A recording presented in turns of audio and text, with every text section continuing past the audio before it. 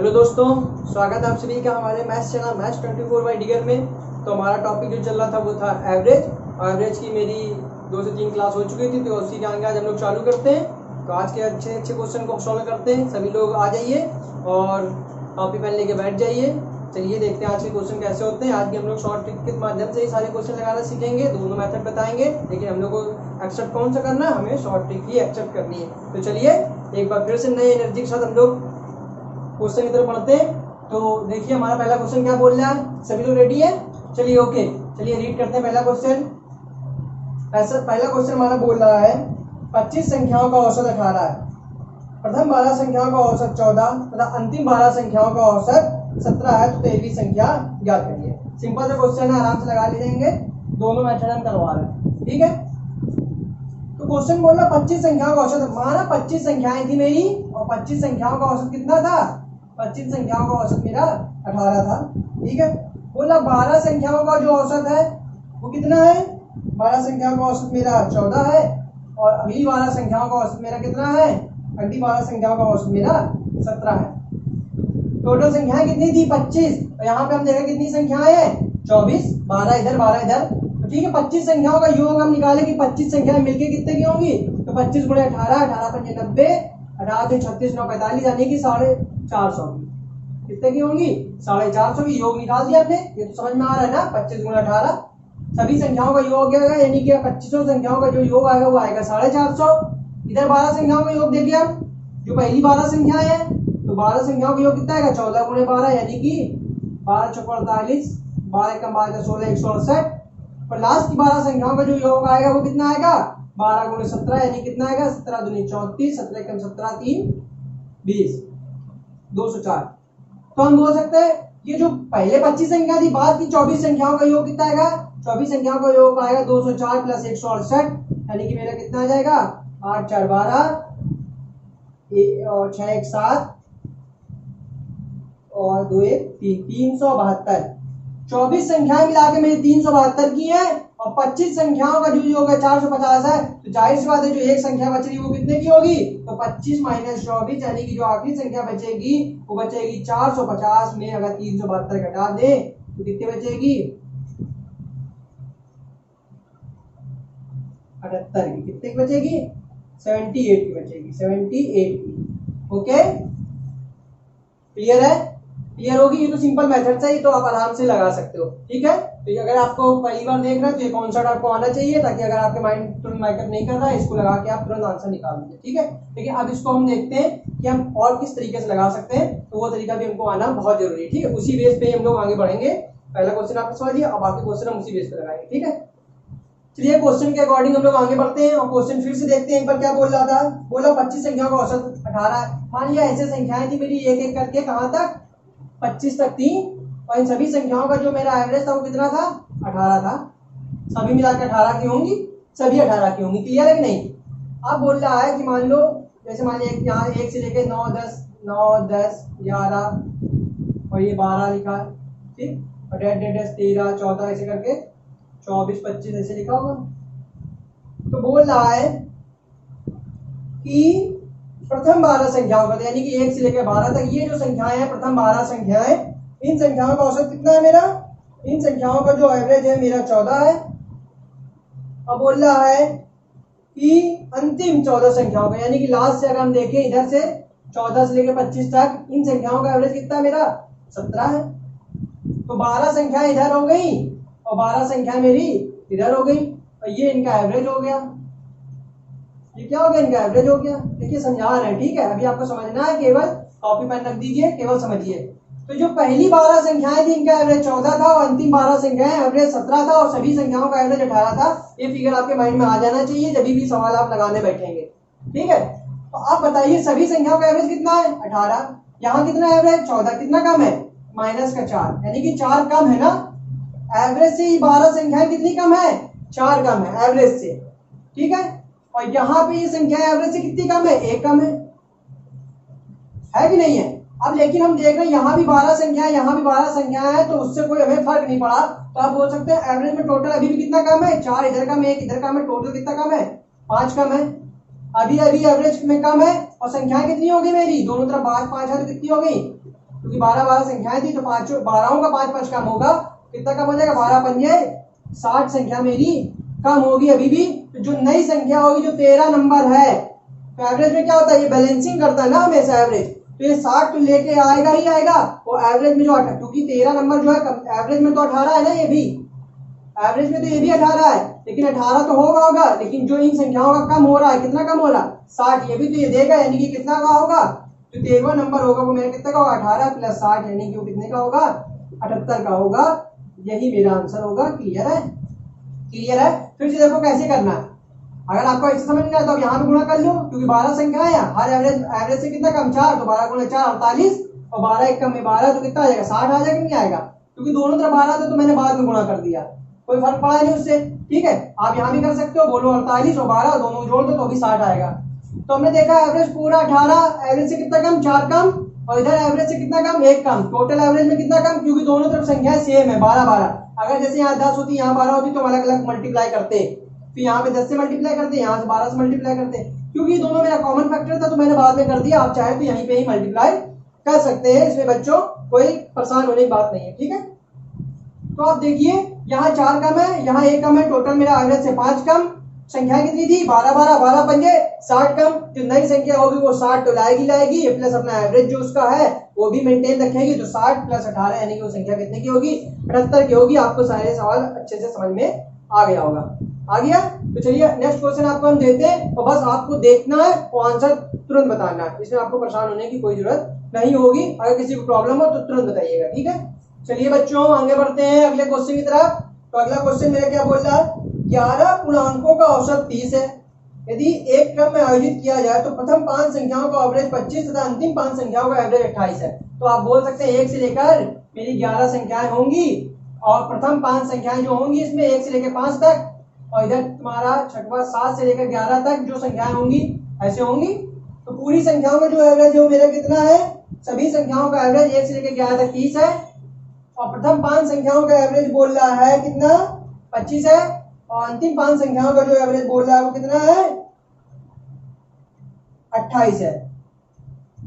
ठीक है, अंतिम 5 संख्याओं का एवरेज 28 है, तो बता रहा है छठवीं संख्या बताएं। ठीक है, कर लेंगे, जल्दी से बताइए आंसर क्या होगा, जल्दी से बताइए मेरे बच्चों आंसर क्या होगा। यदि आपके समझ में आ रहा तो आंसर तुरंत लगाइए, हम भी लगा रहे हैं। आप कितना बोलेंगे, एवरेज से कितना कम, एवरेज से 5 कम। ठीक है, तो आप 5 संख्या है, 5 से मल्टीप्लाई भी कर सकते हैं, या तो आखिरी में भी कर सकते हैं। एवरेज से कितना कम, 2 कम। कितनी संख्याएं हैं, 5 संख्याएं हैं, तो यहाँ भी मल्टीप्लाई कर सकते हैं। तो 5 25 माइनस का और 5 2 10, यानी कि कितना हो गया, हम बोल सकते हैं दोनों मिला के माइनस का 35 कम, या तो सीधे बोल सकते हो 5 इधर कम 2 इधर कम 7 कम, और कितनों में, 5 संख्याओं में, तो 7 बना 35। 35 की कमी है तो अगली संख्या जो होगी 30 तो लाएगी ही लाएगी एवरेज मेंटेन करने के लिए, प्लस जो इनका 35 कम है उसको भी पूरा करेगी, तो 35 प्लस 30 वो दोनों मिला के कितने की आएगी, 65 की आएगी। मेरे प्यारे बच्चों आई थिंक आपको चीजें क्लियर हो रही होगी, हो रही कि नहीं हो रही, हो रही है, अच्छी बात है। चलिए आगे अगला क्वेश्चन देखते हैं, बहुत इजीली तरीके से हमने कर लिया। ठीक है, चलिए अगला देखते हैं। अगला क्वेश्चन मेरे बच्चों इससे थोड़ा मिलता जुलता है, आप लोग लगाने की कोशिश करें, आंसर इसका भी आएगा, दोनों तरीके से इसको हम बता देंगे फिर आगे बढ़ेंगे। बोल रहा 11 परिणामों का जो औसत है वो 50 है, यदि उनमें पहले 6 परिणामों का औसत 49 है तो अंतिम 6 का 52 है, तो छठा परिणाम क्या होगा। ठीक है, वही चीज है। अब 1 से लेकर मेरी कितनी संख्या होंगी, ऐसे मैं लिख देता हूँ 1 2 3 4 5 6 7 8 9 10 11 परिणाम है मेरे, और कह रहा है कि पहले 6 संख्याओं का औसत 1 से लेकर 6 तक, इन संख्याओं का औसत कितना है मेरा, पहले कह रहा है 11 परिणामों का औसत, तो 1 से लेकर 11 तक का परिणामों का जो औसत है वो कितना है मेरा, 50 है। कितना है, 50 है। फिर उसके बाद बोल रहा है कि पहले 6 परिणामों का औसत 49 है, इनका कितना है औसत 49 है, कितना है, इनका 49 है। और बोला अंतिम 6 संख्याओं का, तो अंतिम कौन कौन सी होंगी, 1 2 3 4 5 नहीं, यहाँ से होंगी ना, तो अंतिम 6 संख्याओं का एवरेज कितना मेरा, अंतिम 6 संख्याओं का जो एवरेज है वो मेरा कितना है, 52 है, इसका 49 सॉरी, इसका कितना है 52 है। ठीक है, तो अब कह रहा है कि संख्या बताइए लास्ट संख्या कौन सी है। ओके, आराम से कर लेंगे। तो बताइए पहली 6 संख्याओं का एवरेज कितना, 49, तो आप कह सकते हैं ना छह संख्याओं का योग कितना होगा? प्रथम छह संख्याओं का योग होगा 49 गुणे 6, यानी कि बोल सकते हैं 6 नंबर 54 की 4 का 5, 6 6 24 5 29 294। अंतिम छह संख्याओं का योग जो होगा, अंतिम छह संख्याओं का योग होगा 52 गुणे 6, यानी 6 दूनी 12, 6 पंजे 31 312। तो संख्याएं कितनी होगी मेरी? संख्या हो गई 6 और 6, यानी कि 12 संख्याओं का योग हम बोल सकते हैं कितना आ गया? ऐड कर दो, 4 2 6 9 1 10 3 2 5 1 6, 6 2 6। हम बोल सकते हैं 12 संख्याओं का योग 606 है। और 11 संख्याओं का योग कितना था? 11 संख्याओं का जो औसत था 50 था, तो 11 संख्याओं का जो योग आएगा वो कितना आएगा? 11 गुणे 50, यानी कितने का आएगा? 11 पंजे 55 550। वहां पे एक संख्या कम थी, वहां पे एक संख्या ज्यादा आ रही है, क्योंकि यहाँ पे 6 6 करके 12 संख्याएं हो गई और टोटल संख्या 11 है। तो आप बताइए कि यहाँ पे तो 12 संख्या हो जाती, रियल में 11 संख्या है, तो 11 संख्याओं का योग 550 है, तो इनका भी तो 550 होना चाहिए। 606 क्यों हो गया? क्योंकि यहाँ पे संख्याओं की संख्या बढ़ गई है। क्यों बढ़ गई है? क्योंकि यहाँ पे देखिए, जब आप 1 से 6 तक काउंट कर रहे हो तो 6 तो काउंट हो गया था ना, फिर आप 6 से 12 तक 11 तक कर रहे हैं तो फिर 6 काउंट हो गया ना, यानी कि 6 मेरा कितनी बार काउंट हो गया है? 6 मेरा बच्चों 2 बार काउंट हो गया। दिख रहा है ना, 6 2 बार काउंट हो गया, 2 बार काउंट हो गया। इसी वजह से यहाँ पे मेरा एक्स्ट्रा आ गया। यहाँ पे 11 संख्या 550 की थी, यहाँ भी 550 की ही होनी चाहिए, लेकिन 606 आ गया, क्योंकि यहाँ पे जो छठवीं संख्या है 2 बार रिपीट हो गई है। तो उसको हम देखते हैं कितना इनका अंतर आया है। तो 606 में हमने 550 को घटा दिया, तो मेरी वैल्यू कितनी आ गई? 56 की आ गई, यानी कि जो मेरी छठवीं संख्या थी वो कितनी थी? 56 थी। आपको अच्छे से समझ में आ गया होगा। ओके, लेकिन अब हम लोग शॉर्ट ट्रिक से भी समझते हैं इसको कैसे करना है। जैसे भी हमने लास्ट क्वेश्चन किया था वैसे ही इसको करेंगे। तो चलिए एक बार उसको भी देख लेते हैं।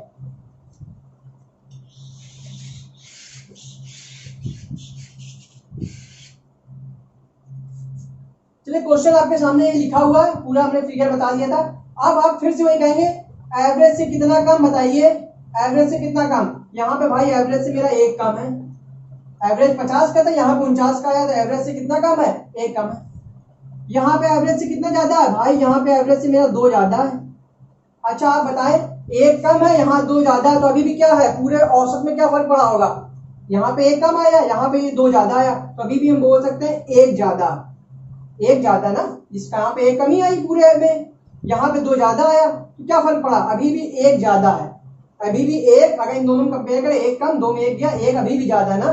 1 ज्यादा कितनों में? कितनी संख्याएं थी? 6 संख्याएं थी ना, तो 6 में कितना हो जाएगा? क्योंकि 6 संख्याएं थी ना, 6 थी, तो 6 में कितना ज्यादा? 6 कम 6 ज्यादा। तो जो नई संख्या होगी कितनी ज्यादा होगी? एवरेज से 6 ज्यादा होगी। एवरेज मेरा कितना था? 50 का था और 6 ज्यादा है, यानी कि वो संख्या कितने की होगी? 56 की होगी। देखिए कितना छोटा सा हो गया, कोई मल्टीप्लाई आपको करने की कोई जरूरत नहीं पड़ी। आप देखोगे, आंसर लगा दोगे। देखो कितनी जल्दी हुआ, 1 कम 2 ज्यादा। 1 की कमी हुई, आपके पास 1 रुपए खर्च हो गए, 2 रुपए मिल गए, तो आपके पास 1 रुपए अभी भी बचा ना। तो वही चीज, 1 की कमी हुई, 2 की यहाँ प्लस की हो गई, -1 + 2, यानी कि अभी भी 1 की अधिकता है। 6 में कितने की अधिकता? क्योंकि यहाँ पे 6 कहां से आया? समझ में आ रहा है ना, 6 संख्याएं है ना, प्रथम 6 संख्या। ऑर्डर निकालने के लिए क्या करते हैं? पदों का योग गुणे पदों की संख्या, मल्टीप्लाई करते हैं ना। मल्टीप्लाई करेंगे तो ये औसत से 1 ज्यादा।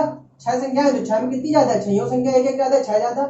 50 की तो होगी, 6 ज्यादा लेके आएगी, कितनी होगी? 56 की होगी। यदि आपको ऐसे नहीं आ रहा तो आप यहाँ भी मल्टीप्लाई कर सकते हैं। कितना? 1 छक्का 6, यहाँ 6 दूनी 12, यहाँ माइनस का 6 आ जाएगा, यहाँ प्लस का 12 आ जाएगा, तो अभी भी प्लस का 6 ही ज्यादा रहेगा, तो कितना आ जाएगा? 50 6 56 आ जाएगा। चीजें समझ में आ रही है? आ गई? इसलिए अगला क्वेश्चन शॉर्ट ट्रिक से आपको लगाना है मेरे बच्चों। यदि आपको आ रहा है तो बहुत प्यार से लाइक करें, सब्सक्राइब करें और चैनल को ज्यादा से ज्यादा लोगों को शेयर करें, ताकि हमारा भी भला हो और आपका भी भला हो, ताकि हमारा भी और अच्छी ट्रिक हम आप तक पहुंचाते रहें। ओके, किसी को कोई प्रकार की प्रॉब्लम हो तो आप लोग क्या कर सकते हैं? कमेंट कर सकते हैं। ओके, तो चलिए अगला क्वेश्चन हम लोग रीड करते हैं। क्या बोल रहा है? 11 परिणामों का औसत 60 है। फिर से वही चीज आ गई, 11 परिणामों का औसत 60, 6 परिणामों का औसत 59, 6 परिणामों का औसत 62, छठा परिणाम ज्ञात करें। तो मान लिया 1 से 11 तक संख्याएं होंगी और सभी का औसत कितना होगा? सभी का औसत मेरा कितना दे रखा है? 60 है। प्रथम 6 संख्याएं जो होंगी इनका एवरेज कितना दे रखा है? 59 दे रखा है। अंतिम 6 संख्याएं जो होंगी फिर से ऐसे रिपीट होगी, उन संख्याओं का औसत कितना दे रखा है मेरा? 62 है। अब आपको वही करना है, औसत से 59 था ना, प्रथम छह का सॉरी, तो बोल रहा कितना कम औसत से, अभी बताइए औसत से एक कम कितनी संख्याओं में, 6 संख्याओं में, तो टोटल कितना कम, -6 कम। औसत से कितना ज्यादा, 2 ज्यादा, कितनी संख्याओं में, 6 संख्याओं में, तो औसत से कितना ज्यादा, टोटल कितना ज्यादा, 12 ज्यादा। यहाँ पे 6 कम है, यहाँ 12 ज्यादा है, तो अभी भी कितना ज्यादा है, अभी भी हम 6 ज्यादा है। एवरेज कितना था, 60 था, तो नई संख्या कितनी होगी, 60 की तो होगी, 6 ज्यादा लेके आएगी तो कितने की होगी, 66 की होगी। सवाल देख के खत्म कर दिया, समझ में आ गया। चलिए अगला क्वेश्चन की तरफ बढ़ते हैं। अगला क्वेश्चन बोल रहा है 6 सदस्य वाले एक परिवार की औसत आयु 25 वर्ष है। परिवार के 45 वर्ष की आयु के एक सदस्य के निधन के बाद परिवार की औसत आयु क्या होगी। सिंपल सा क्वेश्चन आप लगा सकते हैं। परिवार में कितने लोग थे, 6 सदस्य थे। पहले 6 सदस्य की औसत आयु कितनी थी, 25 वर्ष थी। तो हम बोल सकते हैं सभी लोग मिला कितने होंगे, जिनका योग होगा कितने का आएगा, 25 गुणे 6 यानी कितने के होंगे, 25 छक्का 150, यानी कि ये सब मिला कितने के आएंगे, 150 के आएंगे। समझ में आ गया। फिर बोल रहा है 45 वर्ष के आयु के निदान हो गई, तो पहले मिला के कितने लोग थे, 6 लोग थे, अब कितने लोग बचे होंगे, 5 लोग। लेकिन जो आदमी था वो कितने साल का था, 45 साल का था, सभी लोग मिला के 150 के थे। तो अगर 150 में 45 साल वाला चला गया तो कितने के बचे, जो 5 लोगों का योग बचेगा वो योग बचेगा कितने का, 105 का। तो 5 संख्याओं का योग बोल सकते हैं। 5 लोग, परिवार के जो 5 सदस्यों का योग है वो 105 है। तो इनका एवरेज निकालना है हमें, तो इनका एवरेज कितना आएगा, 105 बटे 5 यानी कितना आ गया, 21 वर्ष। बाकी बचे हुए सदस्यों की औसत कितनी है, 21 वर्ष है। आराम से लगा लियोगा, इजी सवाल था। लेकिन अगर आप ट्रिक से लगाते हैं, हम ट्रिक से इसलिए बताते हैं कि हम ये दिखाना चाहते हैं कि हम उस चीज को किस नजरिए से सोचते हैं, ताकि आप भी उस चीज को वैसे सोचना चालू कर दें। अब हम होते तो इस सवाल को ऐसे सोचते, देखिए कैसे।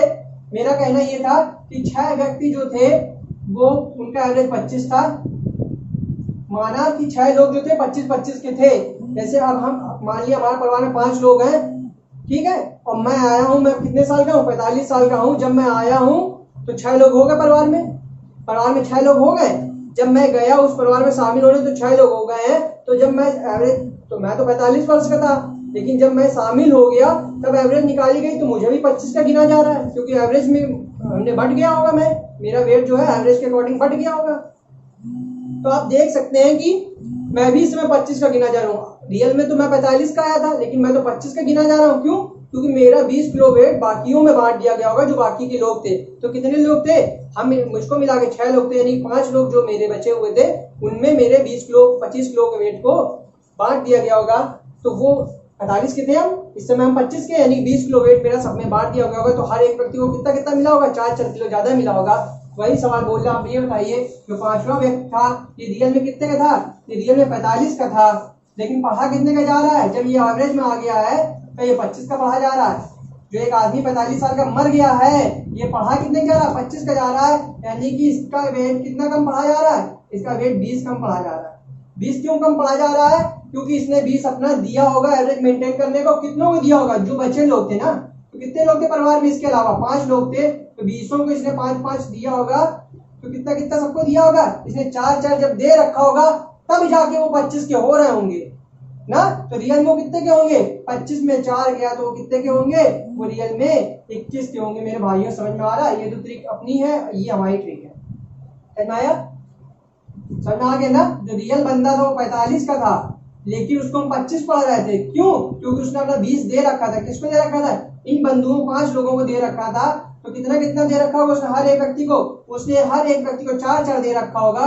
जब वो 4 का दे रखा था तब जाके वो 25 के थे। यदि वो अपना 4 लेके चला गया होगा तो सब में से 4-4 घट जाएगा, तो कितने के बचेंगे, वो 21 के बचेंगे। सिंपल सा क्वेश्चन था। ओके, चलिए अगला क्वेश्चन देखते हैं हम लोग। कह रहा है एक परिवार में 6 पुत्र की औसत आयु 8 वर्ष है। इन लड़कों तथा उनके माता पिता की औसत आयु 22 वर्ष है। यदि पिता की आयु माता की आयु से 8 वर्ष अधिक हो तो माता की आयु कितनी है। अच्छा क्वेश्चन है, थोड़ा सा लेंदी हो सकता है आपके लिए, लेकिन हम देखते हैं हम इसको कैसे छोटा बना सकते हैं। आप भी सीखिए इस तरीके को। बोल रहे एक परिवार में 6 पुत्रों की औसत आयु 8 वर्ष है। 6 पुत्र कितने के, 8-8 वर्ष के। तो 6 पुत्रों की जो औसत आयु है वो बोल रहा है कितने, 8 वर्ष है। तो इनका योग कितना होगा, इनका योग होगा कितना, आप निकाल सकते हैं मुंह से ना, 8 छंग, ये सभी मिला कितने के होंगे, 48 के हो जाएंगे। ठीक है, इन लड़कों तथा उनके माता पिता की औसत आयु 22 वर्ष है। तो 6 लड़के प्लस मदर प्लस फादर, यानी कितने लोग हो गए, मिला के हम बोल सकते हैं 8 लोग हो गए। तो 8 लोगों की औसत आयु कितनी बोल रहा है, 22 वर्ष है। तो 22 का योग कितना आ जाएगा बताइए, 22 लोगों का योग जो योग आएगा होगा 8 गुणे 22, यानी कितना हो जाएगा, 22 × 176, 176 लोग हो गए। ठीक है, 8 लोग मिला के 176 हो गए। तो बोल रहा है कि माता पिता की आयु में 8 वर्ष का अधिक हो। अब केवल माता पिता की, अगर माता पिता की आयु बोले तो माता पिता की आयु कितनी होगी बताओ, लड़के मिला के 48 के, यदि मम्मी पापा भी मिल गए उनके साथ तो सब मिला के 176 के हो गए। केवल मम्मी पापा कितने के होंगे, यानी कि उनके मदर फादर जो होंगे वो कितने के होंगे, 176 माइनस 48, 6 में ऐड किया 16 में ऐड किया 8, 6 में 4 गया 2, 128 के, यानी जिनके माता और पिता होंगे वो मिला के 128 के होंगे। तो यहाँ से हमारी माता और पिता की आयु निकल गई। अब बोल रहा है यदि उनकी जो माता की आयु पिता की आयु माता से 8 वर्ष अधिक है, पिता 8 वर्ष अधिक है, तो इसको देखो, या तो मान लिया पिता जो थे माता x की थी तो पिता कितने का होगा, x + 8 के। माता यदि x की है तो पिता कितने का होगा, x + 8 के, दोनों मिला कितने का होगा 128 के। तो कितने का आ गया 2x बराबर 128 माइनस 8 यानी कि 120 के, x बराबर कितने का हो जाएगा 120/2 यानी कि कितने का आ गया 60 के। माता की आयु होगी 60 वर्ष और पिता कितने के हो जाएंगे, 8 वर्ष ज्यादा के थे तो कितने के हो जाएंगे 60 + 8 यानी कितने के हो जाएंगे 68 के हो जाएंगे। ओके, क्लियर है चीजें, दोनों की आयु निकाल दी। माता की पूछ रहा था, माता की निकाल दिया, पिता की बोल रहा, पिता की निकाल देना। लेकिन अगर ये कंडीशन आपकी बन रही यहाँ से कि कोई किसी से इतना वर्ष अधिक है तो कैसे आप कर सकते हो, देखो इसको हम थोड़ा शॉर्ट फॉर्म में बता दे। जैसे आपसे बोला पिता 8 वर्ष अधिक है ना, तो टोटल में दोनों में मिला के 8 घटा दो तो कितने बचे, 128 में हमने 8 घटा दिया, कितने बचे 120 के। पिता को हमने हटा दिया, माना कि पिता 8 ज्यादा थे तो इनका 8 ज्यादा हटा दो पहले, तो कितने बचे 120 के। अब तो दोनों बराबर के होंगे ना, कितने कितने के होंगे 60-60 के। अब पिता के 8 हटाए तो पिता को दे दो तो कितने का हो जाएंगे, पिता को 8 दे दिया हमने 68 के हो गया, माता कितने की हो गई 60 की हो गई। तो इसको मोरली यहाँ से भी लगा सकते हैं, समझ में आ गया ना कैसे। पिता जो थे वो 8 ज्यादा थे, पिता को 8 दे दिया, बचे कितने के 120 के, दोनों बराबर होंगे तो कितने कितने के होंगे 60-60 के होंगे। और पिता का जो हटाया था वो उनको दे दिया, कितने के हो गए 68 के हो गए। तो यहाँ से मेरा क्वेश्चन अच्छे से बन गया। आप सभी को समझ में आ गया कि नहीं, कोई दिक्कत हुआ करे तुरंत बताइए करें। ओके, चलिए अगला क्वेश्चन देखते हैं क्या बोल रहा है। अगला क्वेश्चन कह रहा है 3 वर्ष पूर्व एक व्यक्ति, उसके पत्नी तथा उसके पुत्र की औसत आयु 27 वर्ष थी।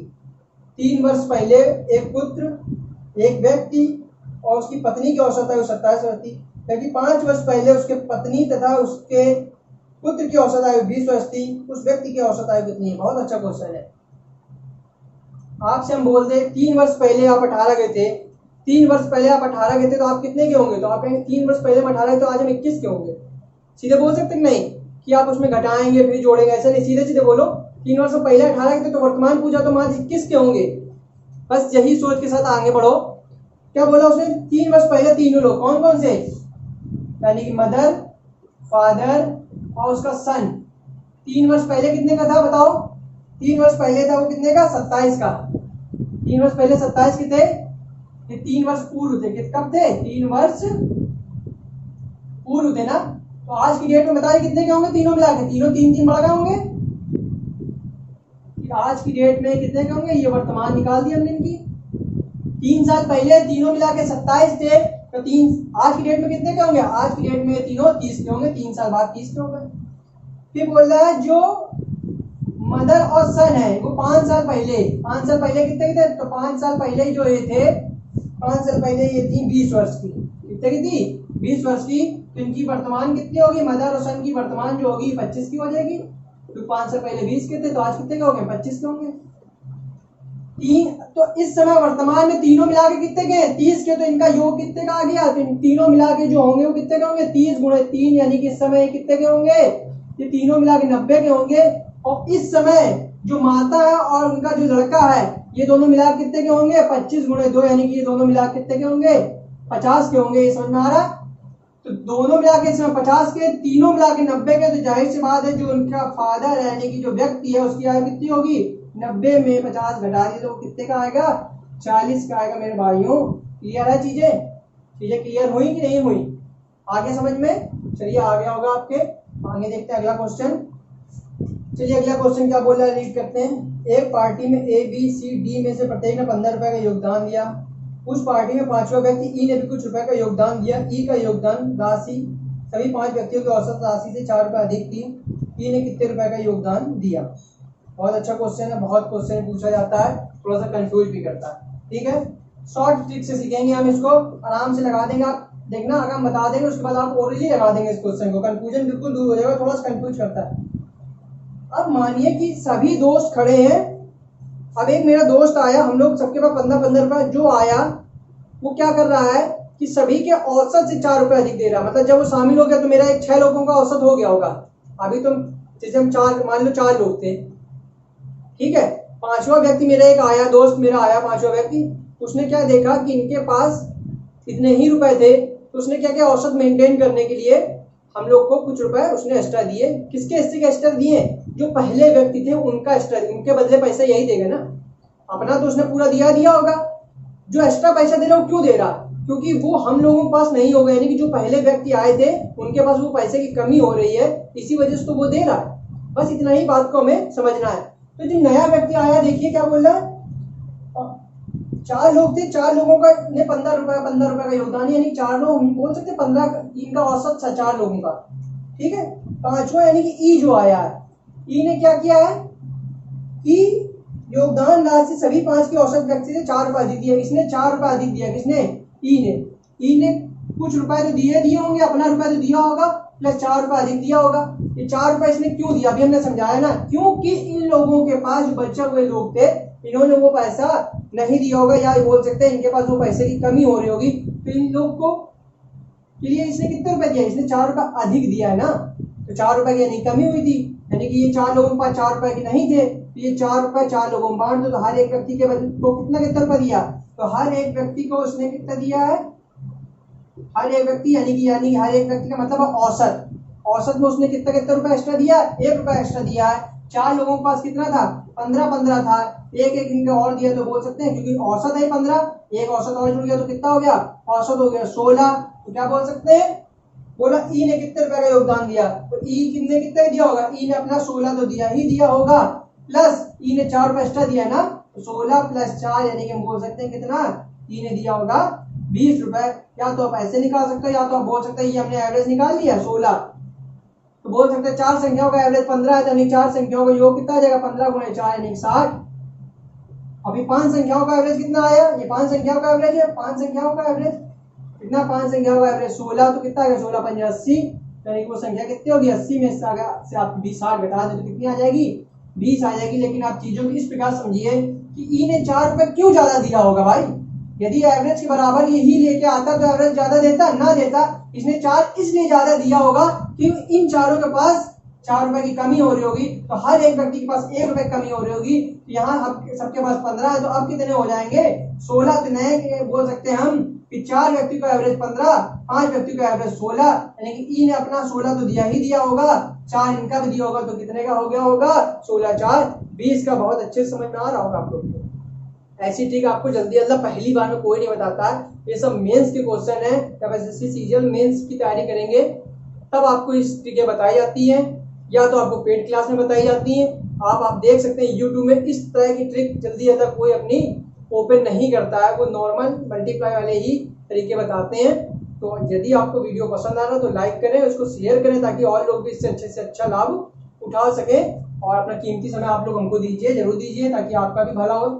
ओके, चलिए ये क्वेश्चन समझ में आ गया होगा आपके। एक हम इसका और लगाते हैं, हम 2 क्वेश्चन तो हर टाइप के क्वेश्चन के लगवा देते हैं, ताकि एक में अगर कंफ्यूजन तो दूसरा आप एक बार फिर से लगाएं, ताकि वो चीजें क्लियर हो जाए। ठीक है, एक और बताते हैं हम। बोला 6 व्यक्ति खाना खाने के लिए होटल में गए, उनमें 5 व्यक्तियों में से प्रत्येक ने 32 रुपए दिए, तो पांचों ने कितने रुपए दिए बताओ? पांचों ने 32 रुपए दिए ना। और यदि छठवां व्यक्ति भी 32 रुपए देता तो सभी का 32 रुपए हो जाता। लेकिन छठवें व्यक्ति ने क्या किया?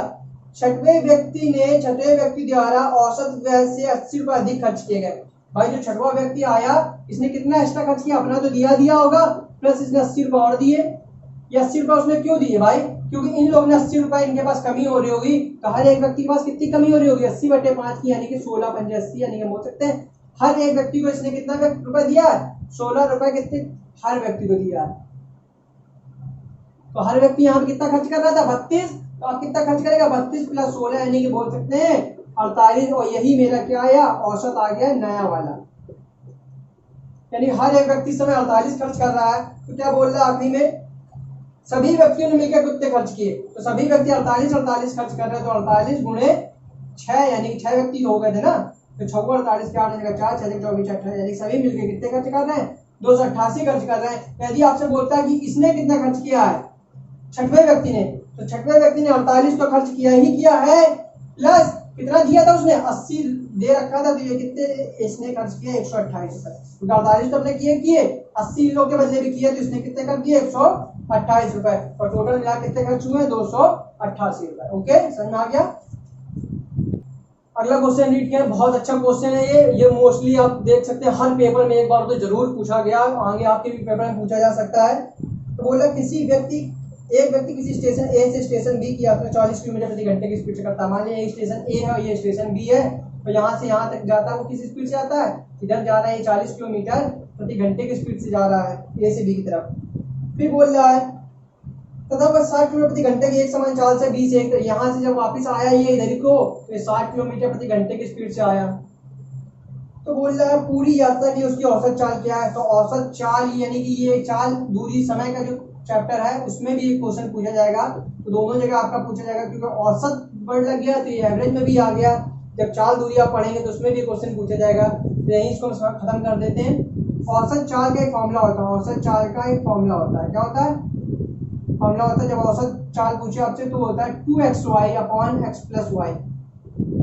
एक्स और वाई जो मेरी क्या है, ये मेरी स्पीड है, क्या है लगा सकते हैं आप फॉर्मूले में। 2 किस स्पीड से गया, पहले 40 आया की स्पीड से 60 अपॉन 40 प्लस 60, बोल सकते हैं 2 गुणे 40 बटे 60 गुणे 60 बटे 100। एक 8 2 डबल 0 6 24 दूनी 48 किलोमीटर प्रति घंटा। समझ में आ गया। तो ये तो फॉर्मूले के बेस पे हो गया, लेकिन इसका रियल बेसिक तरीका क्या है वो भी हमें पता होना चाहिए कि कॉन्सेप्ट क्या। तो कॉन्सेप्ट क्लियर करते हैं, ठीक है। अब आप बताइए, आपसे बोल दे किसी निश्चित दूरी को, क्योंकि ए से बी कोई दूरी है, यहां से आप गए यहां तक, गए कि नहीं गए।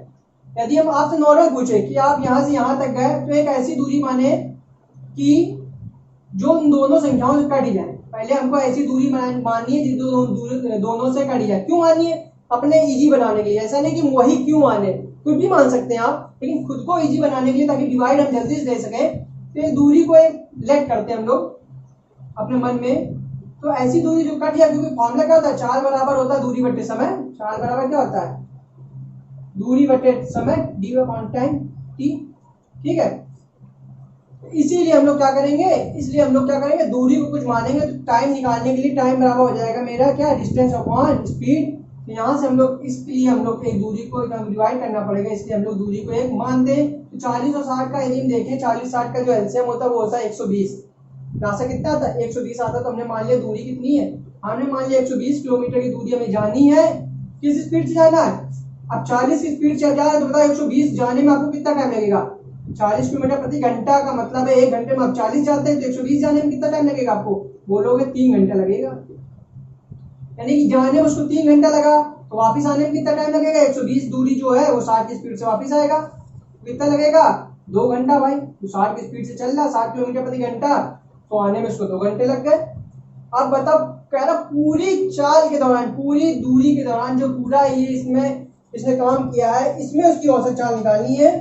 पूरी यात्रा के दौरान उसकी औसत चाल क्या होगी, पूरी यात्रा उसने कितनी कर दी, 120 गया 120 आया, यानी कि उसकी पूरी यात्रा हो गई कितने की, 240 की। कितने की हो गई, पूरी यात्रा 240 की हो गई। और 240 जाने में आने जाने में उसने समय कितना लिया, 5 घंटा लिया। तो उसकी 240 बटे 5 यानी कि उसकी स्पीड निकाल देंगे हम लोग। स्पीड कितनी आ जाएगी, 240 बटे 5 यानी कितनी, 5 को 20 15 40 यानी कि 48 किलोमीटर प्रति घंटा मेरे आ जाएगी उसकी स्पीड। समझ में आया। तो इसको ओरली आप कर सकते हैं। मान लेने दूरी 120 गया 40 थे 120 3 घंटे में, 60 120 आया 5 घंटे में, 2 घंटे में, टोटल घंटे लग गए में 5। दूरी कितनी चली, 240 बटे 5, तुरंत आंसर आ जाएगा। ओके क्लियर है। एक क्वेश्चन और इसके लगा लेते हैं हम लोग। एक रेलगाड़ी बालीगंज से सियालदाह तक 20 किलोमीटर प्रति घंटे की औसत गति से गई और 30 किलोमीटर प्रति घंटे की औसत से वापस आई। तो यहाँ ए मतलब ए और बी दो पॉइंट थे, कोई भी दूरी हो उससे क्या मतलब है, मतलब कोई भी जगह हो उससे क्या मतलब है। गया 20 की स्पीड से वापस आया 30 की स्पीड से, गया 20 की स्पीड से वापस आया 30 की स्पीड से। दूरी लेट करो, मान लिया हमने दूरी कितनी है, मान लिया हमने दूरी 60 थी, तो 60 जब 20 की स्पीड से गया होगा तो कितना टाइम लिया होगा उसने, 3 घंटे।